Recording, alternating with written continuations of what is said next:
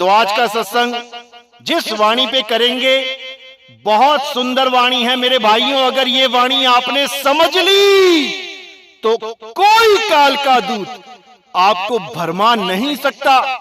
अर्जुन की तरह आपका निशाना सीधे सार शब्द पे होगा और बीच में कोई अड़चन नहीं आएगी। लेकिन उसके लिए आपको पूर्ण विश्वास के द्वारा उस लक्ष्य को साधना होगा जिस लक्ष्य की बात बंदी छोड़ कबीर साहब इस वाणी में कर रहे हैं। तो क्या कहती है वाणी? निशाना कोई मारे संत सुजान, निशाना कोई मारे संत सुजान। मूल कमल गणपति का वासा, ब्रह्मा इंद्री जान। नाभि कमल में विष्णु विराजे, तीन तार एक मान। अब बिल्कुल क्लियर कर दिया यहां वाणी में कि निशाना कोई मारे संत सुजान। कि सूरत का निशाना सीधे शब्द गुरु पे होना चाहिए। शब्द गुरु के अलावा और कहीं भी ये सूरत होनी ही नहीं चाहिए। ना किसी 52 अक्षरी मंत्रों में, ना श्वासों के अजपा जाप सोहंग सोहंग करते हैं उसमें, ना कोई कान में उंगलियां डाल के अनहद नाद सुनते हैं उसमें। ये तीनों ही मार्ग भटकाने वाले हैं, इनसे बाहर निकल जाना है। तो कहते हैं निशाना कोई मारे संत सुजान, मूल कमल गणपति का वासा, ब्रह्मा इंद्री जान। मूल कमल में गणेश जी का वास है और उसके ऊपर इंद्री में ब्रह्मा सावित्री जी का वास है। लेकिन हमारा निशाना इन दोनों में से कोई नहीं है। इसलिए मेरे भाई और ऊपर चलो। नाभि कमल में विष्णु विराजे, तीन तार एक मान। अब नाभि कमल में कौन है? विष्णु जी हैं। लेकिन हमारा निशाना वहां भी नहीं लगना चाहिए।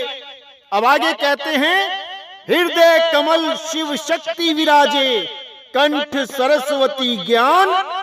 इंगला पिंगला सूर्य चंद्रमा, इनसे न्यारा जान। यानी हृदय कमल में शिव शक्ति विराज रहे हैं और कंठ में सरस्वती का ज्ञान रूप चल रहा है। लेकिन हमारा निशाना यहां भी नहीं लगना चाहिए। और ऊपर चलो। इंगला पिंगला सूर्य चंद्रमा, इनसे न्यारा जान। अब जितने भी संसार में गुरुआ लोग बैठे हैं, ये जितने भी इंगला पिंगला सुषमना वाले बैठे हैं, ये सब तुम्हारा गलत निशाना लगवा रहे हैं।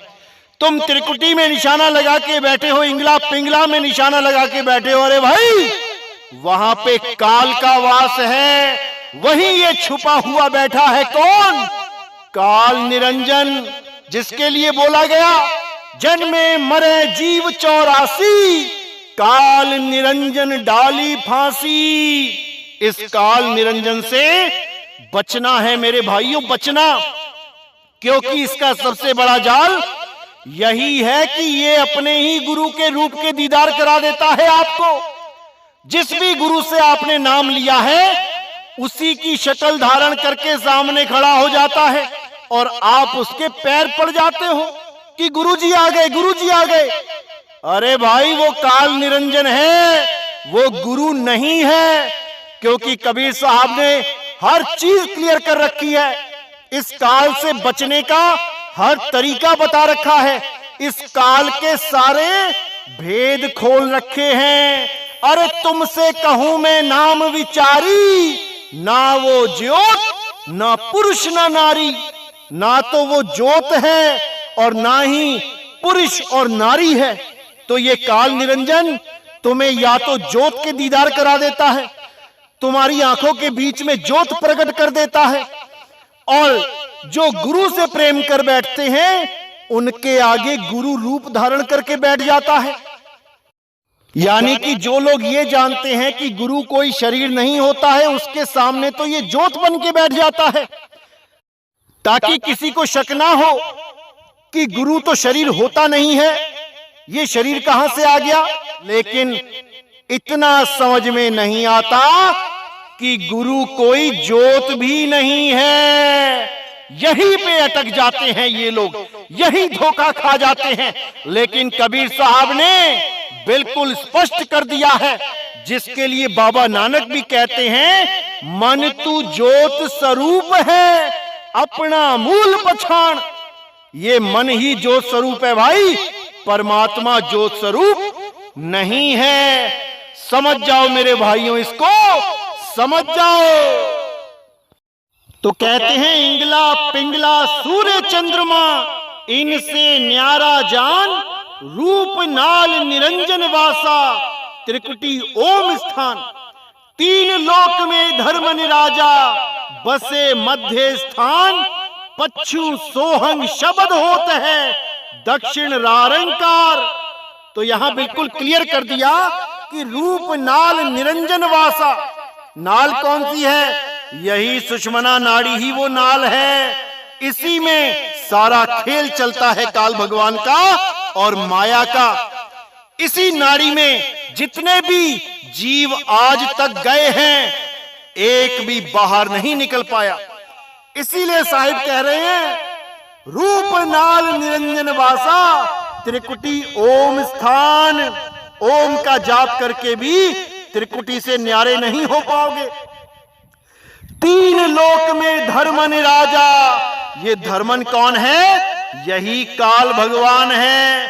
इसी तीन लोक का मालिक है, जो सारे जीवों को उलझा के बैठा हुआ है।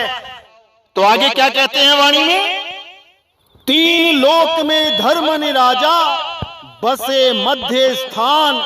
मध्य स्थान का मतलब क्या है? इंगला इधर, पिंगला उधर और मध्य में सुषमना है। इसी सुषमना में ये धर्म राजा बैठा हुआ है। पच्छु सोहंग शब्द होत है, दक्षिण रारंकार, भवर गुफा में अनहद बाजे, तासे न्यारा जान। पश्चिम दिशा में सोहंग शब्द की आवाज हो रही है और दक्षिण दिशा में रारंकार की आवाज हो रही है। और भवर गुफा में जो अनहद बाजा बज रहा है, उस पे भी निशाना नहीं लगाना है, उससे न्यारा जान, उससे भी न्यारा हो जाना है।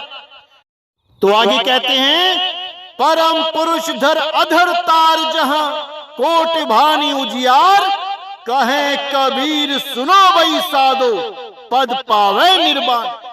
यानी सीधे साहिब ने निशाना कहां बताया? अधर तार। जिसके लिए बोला, अधर तार तानिए, रेचक कुंभक पूरक को ढंग नाही, अरे पड़े गुने वाद करे कबहु नाही मानिए, श्वासा का जाप करे झूठ सो बखानिए, अक्षर पार नी अक्षर भरपूर है, कहे कबीर सत्य कर मानिए। अब यहां पे साहिब ने बोला कि अक्षर पार नी अक्षर भरपूर है। अब लोगों ने इसको क्या बना दिया कि तुम्हें पहले अक्षर जपने पड़ेंगे, अक्षर जपोगे, जपते जपते जपते जब पार जाओगे तब तुम्हें वहां नी अक्षर मिलेगा। ऐसा मूर्ख बनाते हैं ये लोग कि क्या बताऊं। लेकिन मेरे भाइयों, इस बार आपने मूर्ख नहीं बनना है। नितिन दास आपको विवेकी बनाने आया है, और पूर्ण विवेक जिस दिन आपका जाग गया, आप स्वयं नितिन दास हो जाओगे। उसके बाद तुम्हें बताने की जरूरत नहीं पड़ेगी कि क्या सही है और क्या गलत है। तुम्हारे अंदर ऐसा ज्ञान भर दिया जाएगा कि तुम खुद अपना भला और अपना बुरा समझ पाओगे, किसी के अधीन नहीं रह जाओगे। इसलिए मेरे भाई, अपना निशाना कभी चूकने मत देना।